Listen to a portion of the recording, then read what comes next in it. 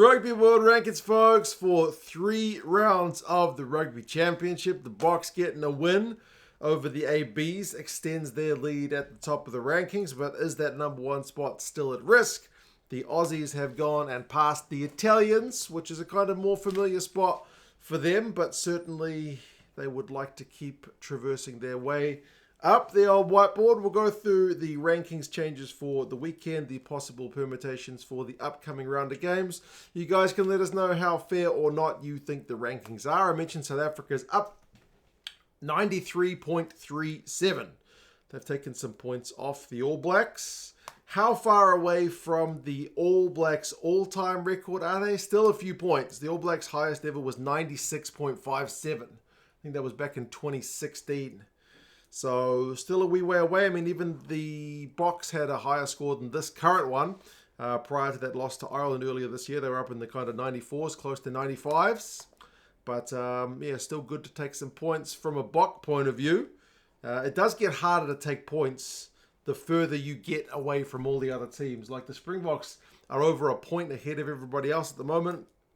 And basically, if you're more than 10 points ahead of anybody, you can't take any points for them. So the amount of teams the Springboks can actually take points from is very limited. The All Blacks are still there in third, dropping to 88.45. But you're still ahead of 4th placed France by a kind of decent way. Ireland's still there in second. Ireland can go number 1 in the world. It was looking potentially likely in that last game at Joburg before the Boks mounted a comeback. So Ireland's still there at number 2.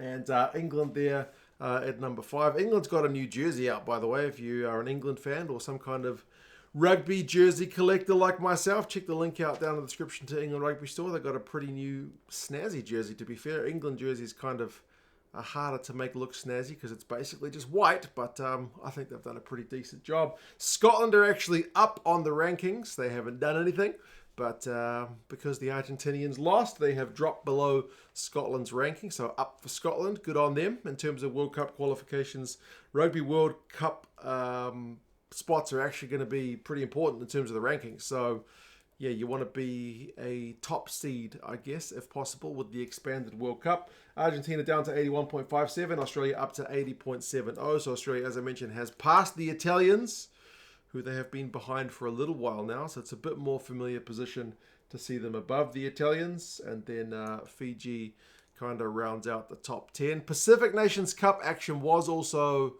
underway at the weekend. So we saw Samoa getting a win over Tonga. So they've taken some points, although not enough to catch Georgia. Tonga, on the other hand, have lost some points, but not enough to drop a position. The US also took some points off the Canadians. The Canadians, who are below where my whiteboard can reach down to, have dropped below Chile into 22nd. So yeah, Pacific Nations Cup has been going alongside the old Rugby Championship. Now, permutations for this weekend, as I mentioned, South Africa at Cape Town against the ABs can drop top spot, but they are still in a position to take some points off the ABs, not a lot, if they're able to do the double over the All Blacks.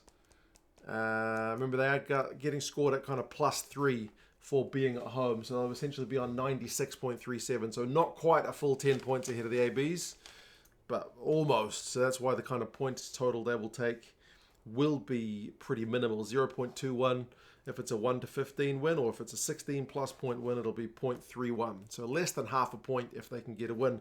But that's just the thing when you're so far ahead of everyone else.